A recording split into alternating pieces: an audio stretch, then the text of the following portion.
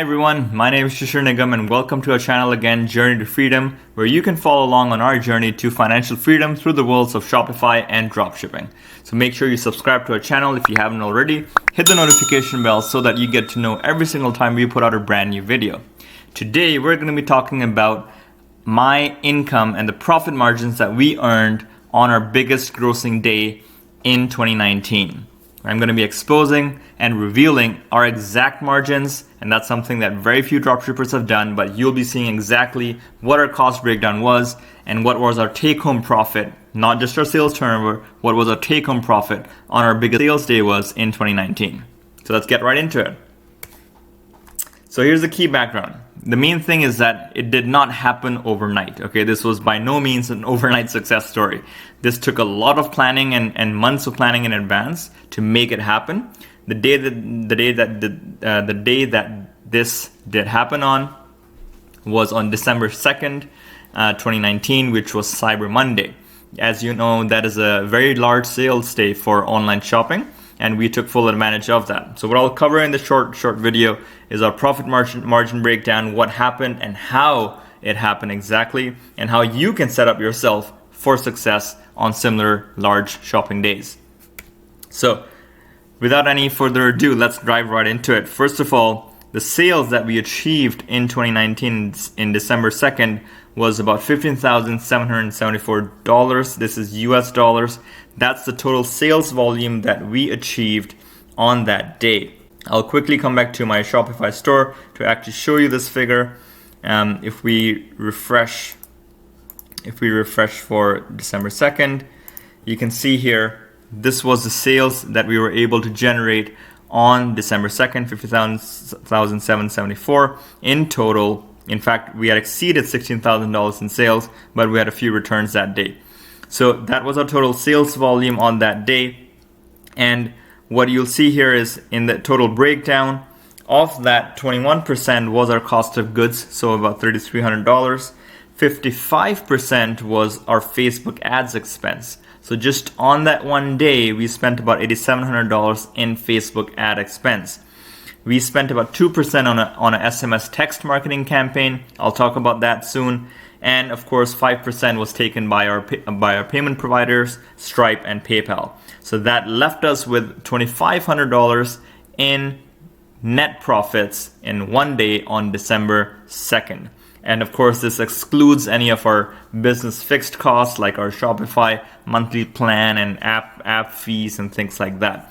But those are quite nominal in nature. But excluding those, our net profits were $2,581 on that one day of December 2nd. So now you know how much we earned. Question of the day. What is your average profit margin for your dropshipping store? So as you can see, our profit margin was about 16% on this particular day. On some days it's higher. Some days we have 20 to 25% profit margin. Some days it's lower, it's 5 to 10%. But on average, our store averages about 10 to 15% in profit margins. So the question here is, what is your average profit margin on your dropshipping store? Make sure you comment below and let us know. Let's discuss on what the average profit margin is that we're seeing on our different dropshipping stores and how we can all work to improve it.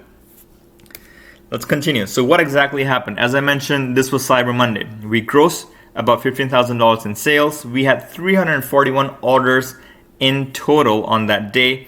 Our average order value was about $47 per order, and we had a returning customer rate of 7.3%. Hope you're finding value in the content so far, guys, and if you are, make sure you smash that like button, subscribe to our channel, and hit the notification bell so that you get to know every single time that we put out a brand new video. And make sure you stay till the end of this one to catch all the content, and comment below on what you like and what you'd like to hear about. Stay with us. How it happened exactly. So like I mentioned, we had a month-long build-up, which was a pre-Cyber Monday, Black Friday Cyber Monday marketing campaign. And there were multiple angles to this campaign.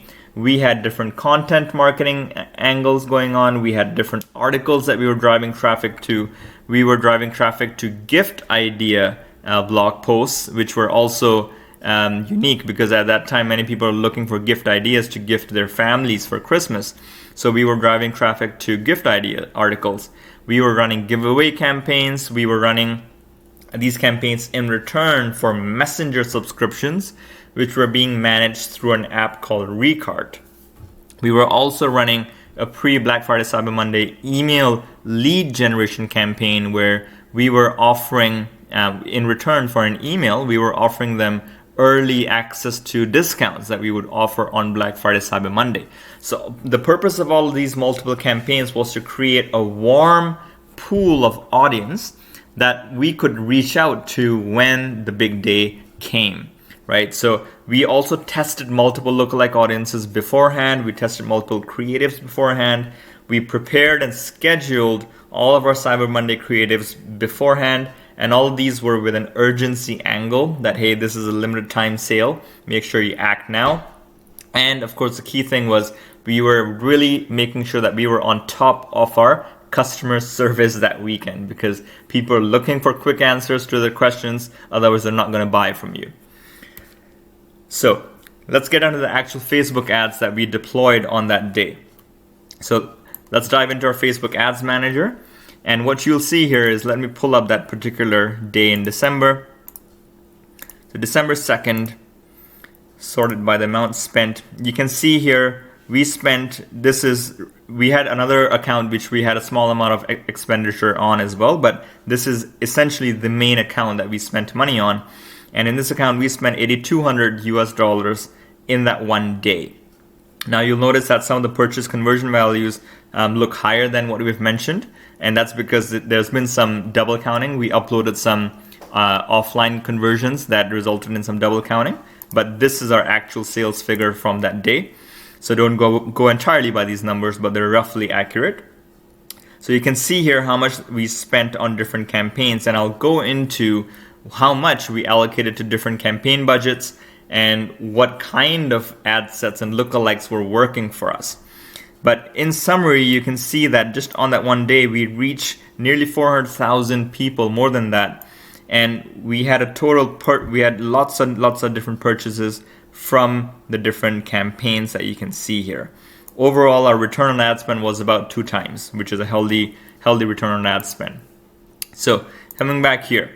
So we were running 3 separate lookalike CBOs, campaign budget optimization campaigns. CBO number 1 spent about $200, and this was a 3% lookalike of add to carts for the last 30 days. And we essentially duplicated 4 different ad sets with the exact same audience inside the CBO. The second CBO, which we spent $1,800 on, was a 2% lookalike of website views in the last 2 days, meaning over the Cyber Black Friday weekend, lookalike of audiences who visited our website in the last 2 days, right? And again, just 4 duplicate ad sets of that one same audience. CBO number 3 was spent about $1,200, $1,300 nearly, with 4 different lookalikes of different website events, all visitors 1 day, all website views 4 days, all add to cart 3 days, and the last one here is all purchases in the last 1 day. So you can see all of these are very short time frame custom audiences that we created, which were all related to monitoring customer behavior on the Black Friday Cyber Monday weekend, and then trying to create lookalikes from those audiences. The other large CBO that we had running, 2 of them were for broad audiences. So these were not lookalikes. These were just open-ended broad CBOs with no targeting whatsoever, only specifying the countries that we're targeting. So we had 4 different ad sets targeting US, Canada, UK, and Australia, 25 plus, no targeting whatsoever. 4 duplicate ad sets. We spent about $550 on that. CBO number 2, we spent about $1,400 on 5 different ad sets. Again, US, Canada, UK, Australia, New Zealand, 18 plus, no targeting. And this was with a lifetime budget that we were adjusting to monitor the ad spend on a day-to-day basis. So these 2 CBOs were also doing quite well. Now coming to our retargeting structure, this is where it gets really interesting, because on Black Friday Cyber Monday, the retargeting audience is where a lot of the revenue and sales comes in, because a lot of the people we were targeting, as I mentioned, to create a warm audience pool. And that warm audience pool was being targeted through these retargeting campaigns. So the top of funnel, we spent about $600. Facebook post saves and Facebook engagement for the last 7 days was our custom audience there. Middle of funnel, we spent about $1,700. So we spent the most on our middle of funnel audience. This was website views in the last 4 days and product specific website views in the last 7 days. And finally, the bottom of funnel, which is people who have gone the furthest along the purchase process. We spent about $600 on these, and these were all add to carts in the last 180 days. So much more broader, longer time frame audience. And of course, these were all audiences that we had been testing in the run up to the big weekend, and we're trying to see what works best for our products and our campaigns. Here's another big one. So what worked very well for us was text marketing. SMS Bump is an application on Shopify that you can utilize to do text marketing.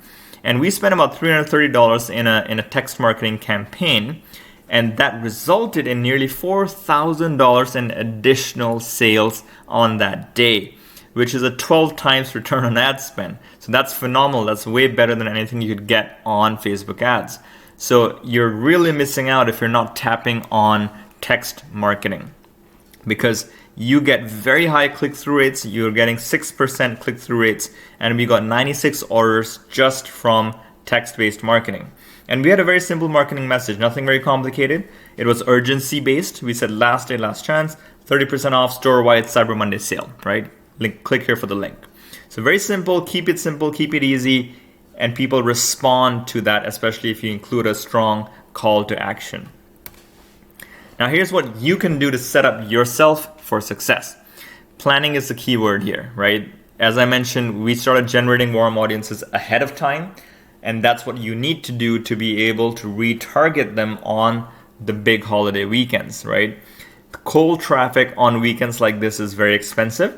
So that is where you need to have a big enough pool of warm audiences that you can target that is a lot cheaper to convert.